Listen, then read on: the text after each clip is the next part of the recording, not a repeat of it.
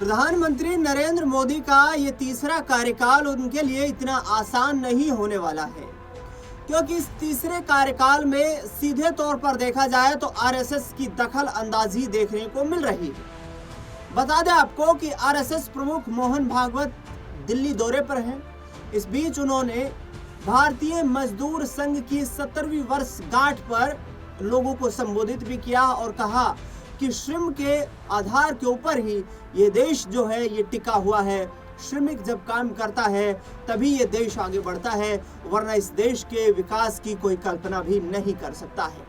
लेकिन बड़ा सवाल ये है कि मोहन भागवत जो दिल्ली में मौजूद हैं, ना तो वो बीजेपी के किसी बड़े नेता से मुलाकात करने वाले हैं और ना ही प्रधानमंत्री नरेंद्र मोदी के साथ किसी तरीके की कोई बातचीत होने वाली है। ये सारी लड़ाई जो आखिरकार क्यों छिड़ी हुई है, क्योंकि इससे पहले मोहन भागवत जब भी दिल्ली आते रहते हैं किसी न किसी बड़े बीजेपी के नेता से मुलाकात अक्सर करते हैं, लेकिन नागपुर और दिल्ली के बीच की छिड़ी लड़ाई कहीं ना कहीं राष्ट्रीय अध्यक्ष की कुर्सी को लेकर दिखाई देती है। राष्ट्रीय अध्यक्ष कुर्सी को लेकर प्रधानमंत्री नरेंद्र मोदी और अमित शाह अपने करीबी किसी राजनेता को ही इस कुर्सी पर बैठा देना चाहते हैं, लेकिन मोहन भागवत संजय जोशी जो कि आरएसएस के पुराने कार्यकर्ता हैं और आरएसएस संघ के बेहद करीब हैं, उनकी ताजपोशी करने को लेकर अड़े हुए हैं। लेकिन बता दें कि प्रधानमंत्री नरेंद्र मोदी विदेश दौरे के लिए निकल चुके हैं। मोहन भागवत दिल्ली में मौजूद हैं, लेकिन किसी भी बीजेपी नेता से मुलाकात नहीं करने वाले हैं। इसके सियासी मायने क्या निकाले जाए? दरअसल बता दें आपको कि जिस तरीके से मोहन भागवत की कार्यशैली देखने को मिल रही है, वो लगातार ये दर्शाती है कि कहीं ना कहीं बीजेपी और आरएसएस संघ के बीच जो कोऑर्डिनेशन है वो सही तरीके से नहीं बना हुआ है। जिस तरीके से पिछले दिनों मोहन भागवत ने जो बयान दिया था, मोहन भागवत ने खुलकर कहा था कि जो राजनेता 75 साल की उम्र को पार कर चुके हैं, वो राजनेता अब राजनीति से साइडलाइन होने की कोशिश करें और दूसरे लोगों को मौका दे, जिससे कि आगे आने वाले वक्त में सरकार बनाने में आसानी हो, विकास की रफ्तार को बढ़ाया जा सके। तो क्या ये संकेत सीधा तौर पर प्रधानमंत्री नरेंद्र मोदी को था? दरअसल बता दें आपको कि पीएम मोदी भी 75 साल के पड़ाव को पार कर चुके हैं। आगे आने वाले वक्त में मुश्किलें उनके लिए भी होंगी कि क्या वो अपना बचा हुआ 4 साल का कार्यकाल पूर्ण रूप से कर पाएंगे या नहीं कर पाएंगे, क्योंकि आरएसएस का दबाव सीधे तौर पर देखने को मिल रहा है।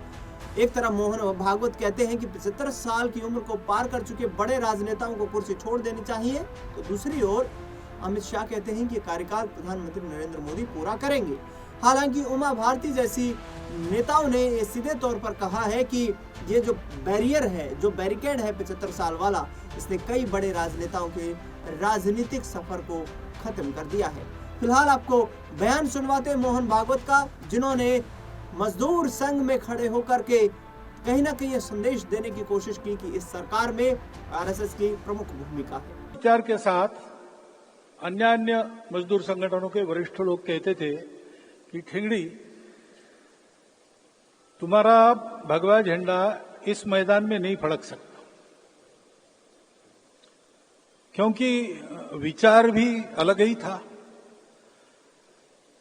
आधुनिक इतिहास में उस विचार का प्रयोग कहीं देखने को नहीं मिलता। भारत की दृष्टि लेकर विचार हुआ तो विचार कैसा है कि मजदूरों, दुनिया को एक करो, और मजदूर विरुद्ध मालिक ऐसा नहीं है, तो एक उद्योग परिवार है। अब मजदूरों के दुख को दूर करने के लिए, संघर्ष करने के लिए निकले लोग अगर परिवार की बात करेंगे तो कैसे टिकेंगे? ऐसा विचार रख के सबने बोला होगा। परंतु हम देखते हैं कि इतने सारे कार्यकर्ताओं के त्याग, बलिदान और परिश्रम के बाद आज 70 वर्षों के बाद हम लोग दुनिया में एक महत्वपूर्ण और देश में सर्वप्रथम मजदूर संगठन बने हैं। और ये सब आप लोगों ने किया है, तो आपको इसका स्वाभिमान प्राप्त होना ये बिल्कुल स्वाभाविक है और सही भी है। जो आनंद उत्साह आप दिखा रहे हैं उसके आप अधिकारी हैं। परंतु ये भी कहा गया कि ये आत्मावलोकन का भी कार्यक्रम है। वर्ष भर हमने इस निमित्त कार्यक्रम किए, अब उन कार्यक्रमों को विराम लगेगा और आगे काम करना है। तो जरा पीछे मुड़कर देखना, कैसे रहा, क्या रहा, हम यहां तक आए, क्यों आए, कौन सी प्रेरणा थी जो हमको यहां तक लेकर आई। विचार इसलिए करना पड़ता है, हमारे त्रैवार्षिक अधिवेशन होते हैं।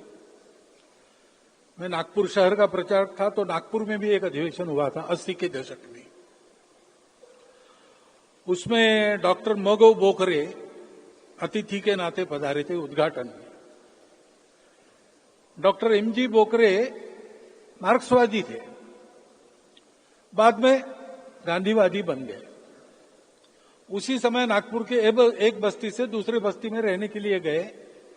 वहां उनके नए घर के सामने ही संघ की शाखा लगती थी, इसलिए जिज्ञासावश वहां गए, बातचीत हुई, संघ से संपर्क बढ़ा, तब वो संघ के विचारों से सहमत हुए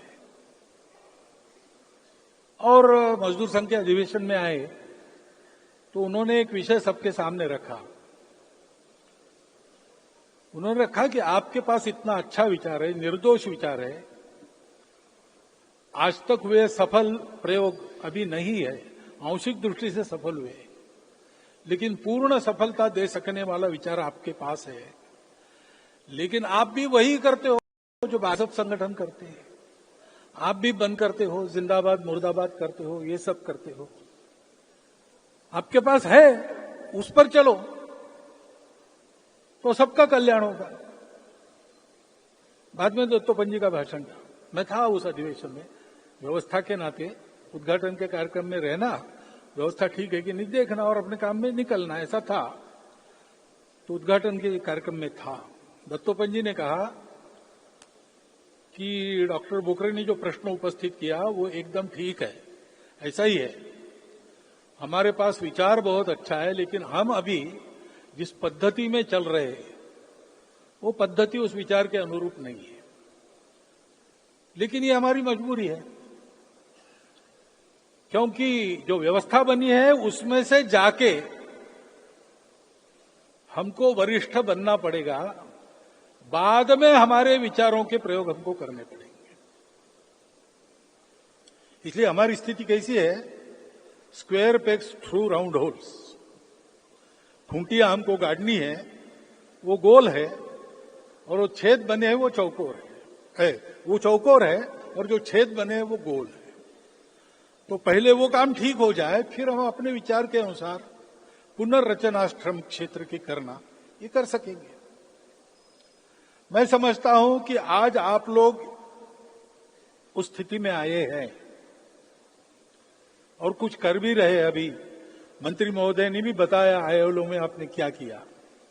यहां भी अपने देश में सबको साथ लेकर आपके जो प्रयास चल रहे हैं दूर से हम देख रहे हैं। परंतु इतने वर्ष हम अपनी चौकोर खूंटियां गोल छेदों में गाड़ने का जो प्रयास कर रहे हैं, उसके चलते हम ठीक चल रहे कि नहीं ये देखना आवश्यक हो जाता है, सबको आवश्यक हो जाता है। क्योंकि व्यवस्था भी अपने स्वभाव को बनाती है, जैसे विचार स्वभाव को बनाता है, जैसे व्यवस्था भी स्वभाव को बनाती है। विचार हमारा पक्का है, श्रम का महत्व हमारे यहाँ कम। तो सुना आपने, मोहन भागवत सीधे तौर पर कहते हुए नजर आ रहे हैं, लेकिन इसका कितना प्रभाव पड़ेगा आने वाले वक्त में बीजेपी की सरकार पर, यह देखना बेहद दिलचस्प रहेगा। नागपुर दिल्ली की लड़ाई में आखिरकार कौन जीत दर्ज कर पाएगा, क्योंकि करीब 1.5 साल से इस राष्ट्रीय अध्यक्ष पद को लेकर चुनाव का असमंजस फंसा हुआ है, असमंजस बना हुआ है, और इस असमंजस के बीच क्या संजय जोशी की ताजपोशी होगी या फिर पीएम मोदी और अमित शाह अपने किसी करीबी को इस कुर्सी पर बैठाने में कामयाबी हासिल करेंगे। फिलहाल इस खास रिपोर्ट में इतना ही। देश दुनिया से जुड़ी तमाम बड़ी खबरों के लिए देखते रहिए नेक्स्ट 9 आवाज।